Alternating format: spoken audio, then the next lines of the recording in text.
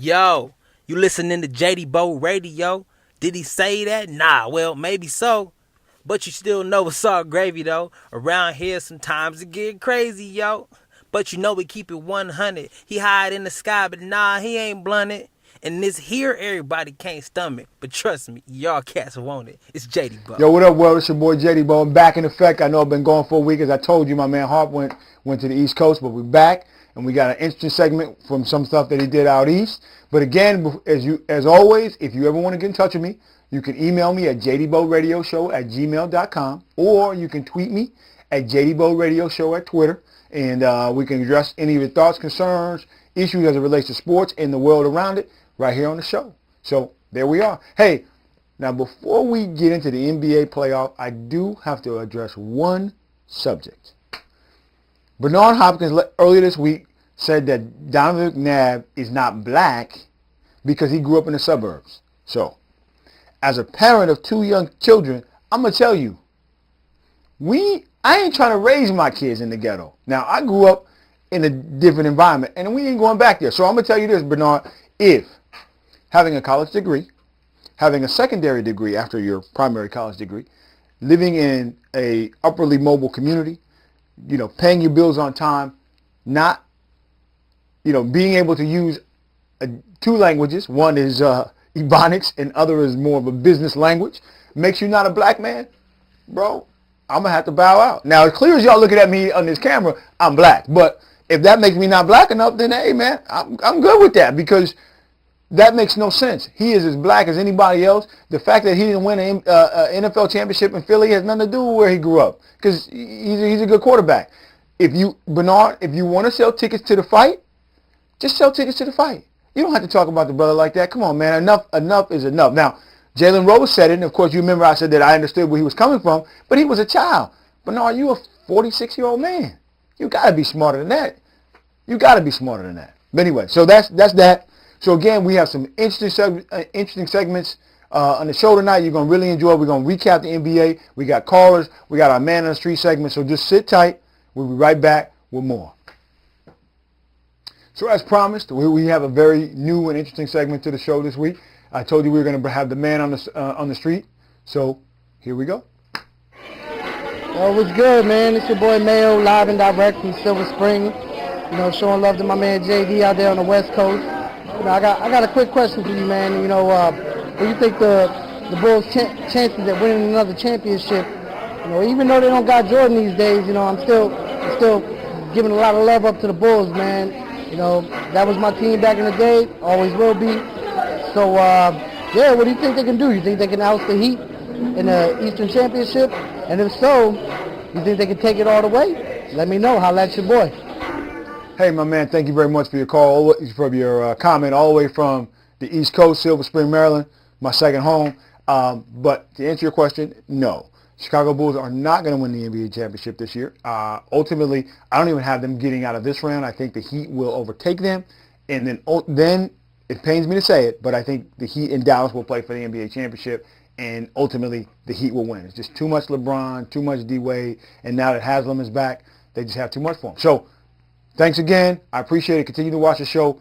Again, anytime, email JayDBoRadioShow at Gmail and tweet me at JayDBoRadioShow at Twitter. I thank you. So now we're going to take some calls, and I understand that we have Malcolm on the line all the way from Sacramento. Malcolm, what do you got to say? I had to call back in after our last little talk. I was giving you a little bit about, the Maverick guard play, and then we was talking about Berea, and I told you he was going to have something for the Lakers. Obviously, they tried to crush him a little bit, but he still did his thing out here. They had no choice but to crush him because he was crushing them. You know what I mean? Bynum started acting like a little girl and tried to, kill a little dude because they couldn't stop him. He was killing everybody. He was a mismatch. I think he averaged a triple-double or something like that, didn't he? Yeah, he was up there, man. I mean, he at least had 20 points at least twice in that series, and at least up to 10 assists. So he was up there doing his thing for them. They actually really outdid the Lakers in their shooting. So with you throw out Stojakovic out there going 6 in that game with Berea. Oh, it was over. I mean, let's be clear. The Lakers, from early on, Lakers did not stand a chance. So, yeah, I don't know what happened. And, of course, I've already covered the fact that they got swept earlier in the intro, but I don't know. And let's be clear, right now, Berea's still playing well against OKC. I mean, the first game he did well. Obviously, I'm taping the show during the second game, so I'm not sure what's happening, but he is doing well. Hey, I'm going to tell you, man, I appreciate the call. I wish I had more time for you. Keep calling. Keep watching the show. I'm pulling for your Mavericks. How about that? No doubt. I'm going to call back when they make it to the finals. Okay, yeah, right. All right, man, we talk later. All right, late. Peace.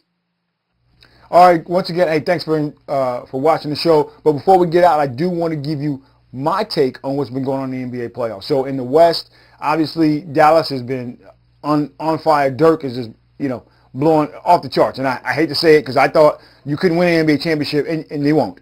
But you couldn't win the NBA championship with somebody who's allergic to rebounding and blocking out on the block. But somehow he's figured out a way to do that. And I think that way is J.J. Barea. And yes, crow does taste like chicken. So I'll eat the crow for having said that he was garbage. I will do that. And he is surprising me. But let's be clear. Y'all didn't think he would do that either. Come on. So work with me on that. I'm going to go with J.J. Barea has been the difference.